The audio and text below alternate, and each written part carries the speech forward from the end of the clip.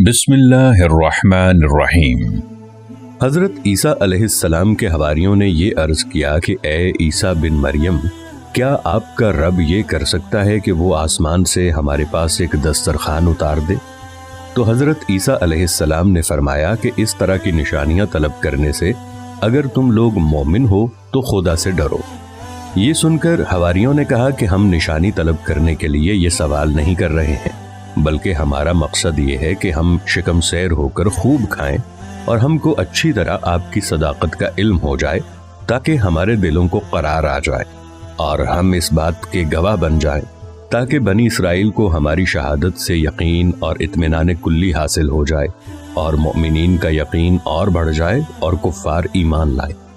حواریوں کی اس درخواست پر حضرت عیسیٰ علیہ السلام نے بارگاہ خداوندی میں اس طرح دعا مانگی: اے ہمارے رب، ہم پر آسمان سے ایک خوان اتار کہ وہ ہمارے لیے عید ہو، ہمارے اگلے پچھلوں کی اور تیری طرف سے نشانی، اور ہمیں رزق دے اور تو سب سے بہتر روزی دینے والا ہے۔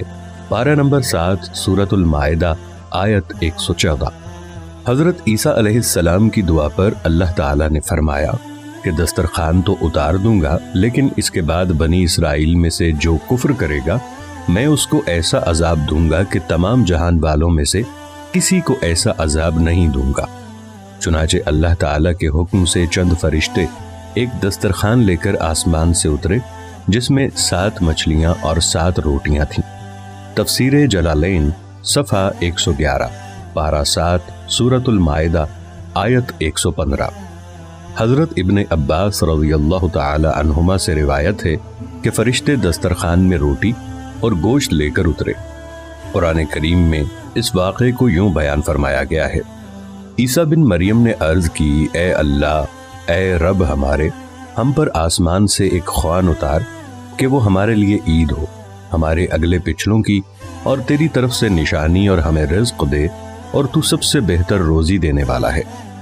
اللہ نے فرمایا کہ میں اسے تم پر اتارتا ہوں، پھر اب جو تم میں کفر کرے گا تو بے شک میں اسے وہ عذاب دوں گا کہ سارے جہان میں کسی پر نہ کروں گا۔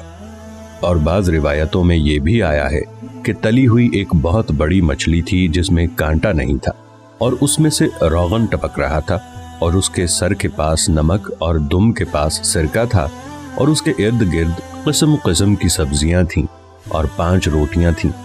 ایک روٹی کے اوپر روغن زیتون، دوسری پر شہد، تیسری پر گھی، چوتھی پر پنیر، 5ویں پر گوشت کی بوٹیاں تھیں۔ دسترخوان کے ان سامانوں کو دیکھ کر حضرت عیسیٰ علیہ السلام کے ایک حواری شمعون نے کہا، جو تمام حواریوں کا سردار تھا، کہ اے روح اللہ، یہ دسترخوان دنیا کے کھانوں میں سے ہے یا آخرت کے؟ تو آپ نے فرمایا کہ یہ نہ تو دنیا کے کھانوں میں سے ہے نہ آخرت کے، بلکہ اللہ تعالیٰ نے اپنی قدرت کاملہ سے تمہارے لیے اس کھانے کو ابھی ایجاد فرما کر بھیجا ہے۔ تفسیر جمل علی الجلالین جز 2 صفحہ 304، پارہ 7 سورۃ المائدہ آیت 115۔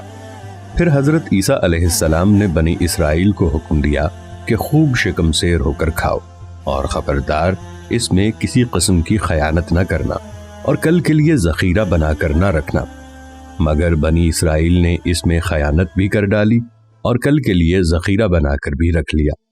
اس نافرمانی کی وجہ سے اللہ تعالیٰ کا ان لوگوں پر عذاب آیا کہ یہ لوگ رات کو سوئے تو اچھے خاصے تھے، مگر صبح کو اٹھے تو مسخ ہو کر کچھ خنزیر اور کچھ بندر بن گئے۔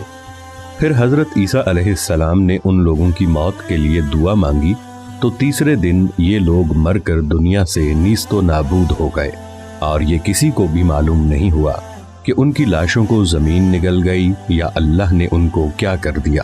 تفسیر جمل علی الجلالین جز 2 صفحہ 304، پارہ 7 سورۃ المائدہ آیت 115۔